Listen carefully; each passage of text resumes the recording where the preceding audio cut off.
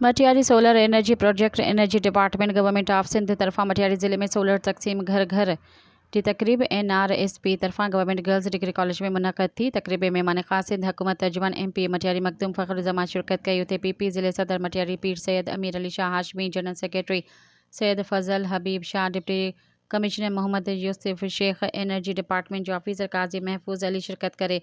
Solar project तरफा Benazir income support programme तहत वज़ीफ़ो कंदड़ औरतुन खे सोलर ॾेई इब्तिदा कयो। इन मौक़े ते सिंध हुकूमत तर्जुमान MP मटियारी मखदूम फ़खर जमा तकरीब खे ख़िताब कंदे चयो त चेयरमैन बिलावल भुट्टो ज़रदारी सिंध जे ग़रीब अवाम लाइ सोलर सिस्टम ॾेई रहियो आहे। उते फ़खर जमा वधीक ॿुधायो त चेयरमैन बिलावल भुट्टो ज़रदारी सिंध जे ग़रीब हारियुनि खे मज़दूर कार्ड ॾेई उन्हनि खे रोज़गार सां लॻाए रहियो आहे। उते सिंध में अवामी मनसूबा पिणु ॾेई रहियो आहे। ॿिए तरफ़ मखदूम फ़खर जमा मटियारी गौसिया मदरसे लॻ शहीद बेनज़ीर भुट्टो जे पोर्ट्रेट जो इफ्तिताह कंदे दुआ पिणु घुरी। इन मौके ते PP ज़िले सदर मटियारी पीर सैयद अमीर अली शाह हाशमी, जनरल सेक्रेटरी फजल Habib Shah, deputy commissioner Matiari Mohammad Yusuf Sheikh, energy department जे MD महफूज अली समेत पार्टी अॻवाननि ऐं ज़िले ऑफिसरनि पिणु शिरकत कई।